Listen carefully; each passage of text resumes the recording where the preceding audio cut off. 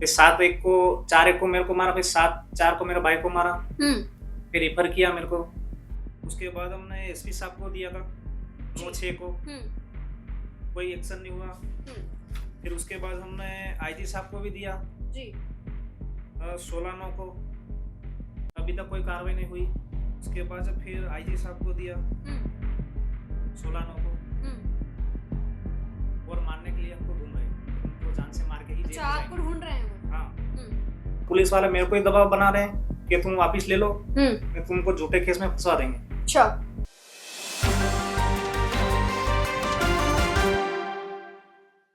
नमस्कार, आप देख रहे हैं आंचलिक खबरें। मैं नेहा द्विवेदी आपके साथ। आजकल खबरें तो बहुत आती हैं और आप लोग देखते होंगे बड़ी-बड़ी खबरें जो इस वक्त सोशल मीडिया का हिस्सा है।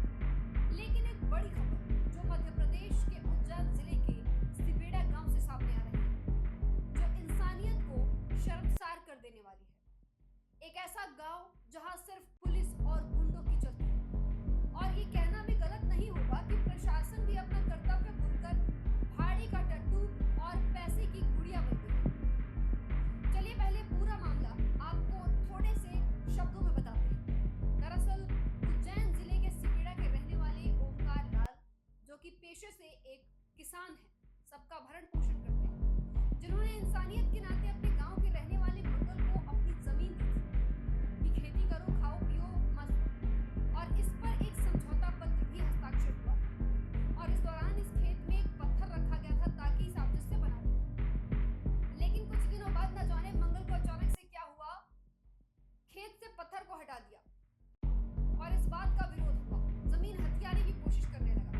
जब ओमकार लाल ने इस बात का विरोध किया तो उन पर जानलेवा हमला किया गया और उस वक्त खेत में चल रहे जेसीबी को कमांड किया गया कि जान से मार दो, मार डालो।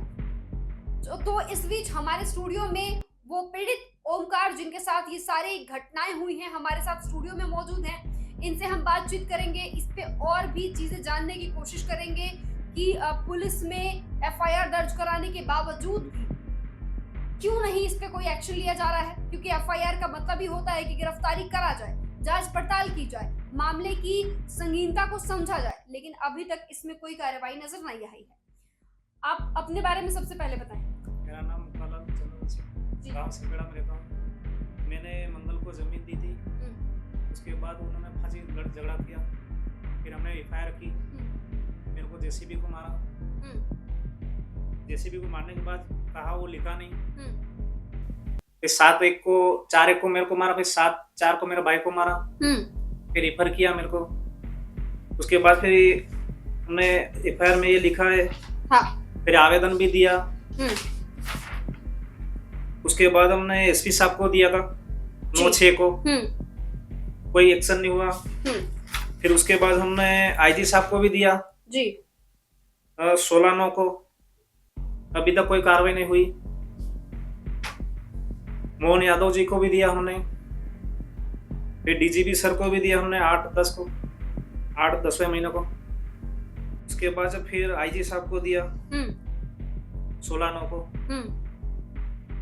और मारने के लिए हमको घूम रहे हैं कि तुमको जान से मार के ही जेल अच्छा, भेजाएंगे। आपको ढूंढ रहे हैं वो। हाँ, क्या वो जमीन आपकी थी? हमारे थे।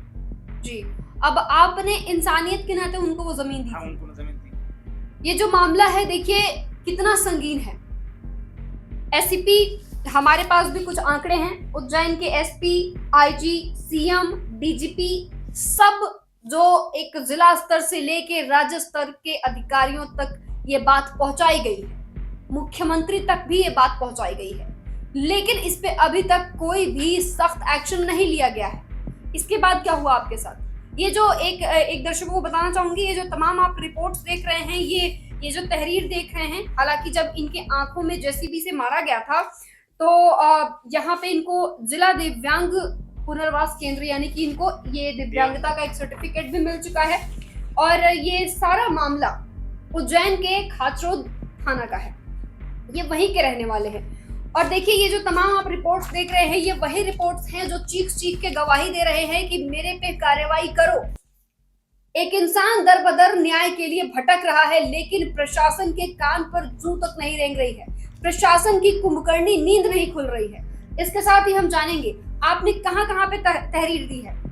हमने थाने में भी दी 2 हाँ। बार, एसडीएम मैडम को भी दी, एसपी साहब को भी दी, हाँ। उसके बाद आईजी साहब को भी दी, हाँ। इसके बाद मोहन यादव जी को भी दी, हम्म। डीजीपी सर को भी दी, फिर 181 पे भी हमने किया, तो उस पर कार्रवाई चल रही है। और पुलिस वाले मेरे को ही दबाव बना रहे हैं कि तुम वापिस ले लो, मैं तुमको झूठे केस में फंसा देंगे। अच्छा, ऐसा बोल रहे हैं। झूठे केस में फंसा देंगे? हाँ। ये कौन बोल रहा है? पुलिस वाले थाने से। पुलिस वाले बोल हाँ, रहे हैं? पुलिस वालों के पास आपने एफआईआर दर्ज कराई? हमको फोन लगा के थाने में बुलवाते हैं, हमसे बोलते हैं पुलिस वाले का राजीनामा कर लो। मेरे पापा को काला रगड़ पकड़ी उन्होंने। पिता को भी प्रताड़ित किया? हाँ। पिता को, भाई को, फैमिली को? हाँ। और ये करने पर मजबूर कौन कर रहा है? पुलिस वाले थाने में। अच्छा, देखिए, प्रशासन का काम होता है जनता के दुखों का निवारण करना। यहाँ पर रक्षक ही भक्षक बना हुआ है। यहाँ पे जनता खुद परेशान है, जब प्रशासन के पास जाती है तो प्रशासन खुद उस पर दबाव डालती है कि इन सारे मसलों को रफा दफा कर दो, नहीं तो हम तुम पे झूठे इल्जाम लगा देंगे। और देखिए आलोक, इस पे एक माफ कीजिएगा ओमकार लाल जी, एक बात ये भी है कि कहीं ना कहीं अगर आप यहाँ पे इस न्यूज चैनल में आके इस तरह इंटरव्यू दे रहे हैं, खुले तौर पे दे रहे हैं, और ये जब जाएगी उन लोगों के बीच तो वो कहीं ना कहीं अपनी गलती छुपाने के लिए फिर आप पे हमलावर होंगे। वो तुम्हें तो फिर आप कहाँ जाएंगे? फिर अब क्या जाए, जहर खा के मर जाएंगे। फिर इसके अलावा क्या कर सकते हैं? जहर खा के क्यों मर जाएंगे? तो उनसे तो मरना तो ये अच्छा बात है ना। देखिए, एक तरफ प्रशासन जो है लगातार दावा करती है कि हम आम जनता के साथ में हैं। इनफैक्ट बहुत सारी ऐसी खबरें आती हैं जो दिखाती हैं कि इंसानियत बची हुई है, लेकिन ये जो जमीनी हकीकत का मामला है, जहां पे एक शख्स को उसके अस्तित्व की लड़ाई में ही उसको हराने की कोशिश की जा रही है, उसी का खेत लिया जा रहा है, हथियाया जा रहा है, और जब वो इंसान उसका विरोध करता है तो उसके साथ प्रशासन भी नहीं है, और तहरीर तो ऊंचे स्तर तक दी गई है, उसकी भी सुनवाई नहीं हो पा रही है। अब अगला एक्शन आपका क्या होगा? क्या आप और भी जगह जाएंगे, गुहार लगाएंगे न्याय की, या फिर कुछ और करेंगे? आप धरना प्रदर्शन करेंगे? क्या करेंगे? अब धरना प्रदर्शन करना है, इसके अलावा और क्या बचा है? जी। और इस लड़ाई में आपके साथ कौन कौन है, दिखाइए। आपके इस लड़ाई में आपके साथ कौन कौन? मैं अकेला हूँ, मेरे साथ कौन है? आप और आपके परिवार बस? बस मेरा भाई, मेरा पापा, 3 हम। ये वो मेडिकल रिपोर्ट है, हालांकि हम आपको जूम करके दिखाएंगे। ये वो मेडिकल रिपोर्ट है जिसमें साफ तौर पे लिखा गया है कि assault injury and hit by JCB machine at around 3 PM। जब इनको घायल किया गया था उस वक्त बज रहे थे 3, और ये जेसीबी से इनके आंखों पे प्रहार किया गया है। एक तरीके से इनकी जिंदगी तो छीन ही ली गई है, बस ये जीवित हैं, क्योंकि देखिए आंखों की रोशनी चले जाना इंसान को जीते जी मार देता है। आंखों के अंदर रॉड लगा हुआ है आपके? हाँ। कब लगा? ये ऑपरेशन हुआ उसी दिन, 1/4 को है ना जी। आपके आंखों में रॉड लगा है? हाँ। और एक आंख की रोशनी चली गई? एक आंख की रोशनी चली गई, सफेद आ गई उसको। जो ये आपकी आंखें हैं, ये पहले से ऐसी थी या फिर मारने से हुई है? मारने से हुई है। कितनी बार हमले हुए हैं आपके पास? तो एक ही बार हुआ है। एक बार? हाँ, पहले जेसीबी लगी, फिर नीचे गिर गया मैं, उसके बाद नहीं, आपने एफआईआर दर्ज करवाया तो फिर आप पे हमला हुआ? फिर उसके बाद 7 तारीख मेरे भाई को इनको मारा, 7/4 को। तो यहाँ पे तमाम ये मेडिकल रिपोर्ट्स हैं जो कि ये प्रूफ करते हैं कि इनको काफी चोटें आई हैं, और इसके बावजूद अभी तक इलाज भी अभी तक चल रहा है मेरा जी। ये वो तस्वीर है जब इस खूनी रंजिश को जमीन पे उतारा गया था और कुछ निर्दयी लोगों ने इस तरह प्रहार किया था, किसी के जिंदगी के साथ खेलने की कोशिश की थी। देखिए, प्रशासन की कुंभकर्णी नींद कब तक खुलेगी, इस बात पे कुछ नहीं कहा जा सकता।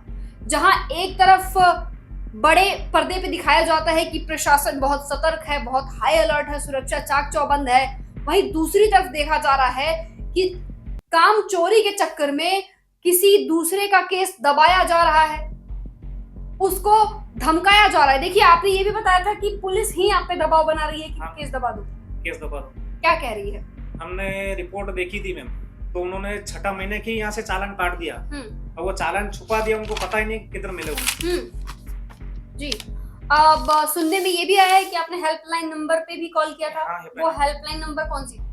181 पे कॉल किया था उसने। तो क्या हुआ?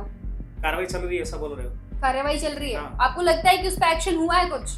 अभी तक तो एक्शन नहीं हुआ उस पर। 181 पे भी एक्शन नहीं है, एक्शन नहीं हुआ है। लेकिन इसके बावजूद भी फिर पुलिस आप पे दबाव क्यों बना रही है? वो 181 या तो वो डरी हुई है, 181 वापस ले लो, 181 वापस नहीं लोगे तो हम तुमको झूठा केस में उनसे ही रिपोर्ट डलवा देंगे। अच्छा, सामने वाले से ही। और आपके पिता को क्यों घसीटा जा रहा है इन सब में? वो राजीनामा के लिए। राजीनामा के लिए, ताकि वो भी मान जाएं कि आप केस वापस ले लो। वापस ले लो। तो आप लेंगे कि नहीं लेंगे? हम नहीं ले सकते। नहीं ले सकते। और अपने खेत की लड़ाई आप लड़ेंगे? खुद लड़ेंगे।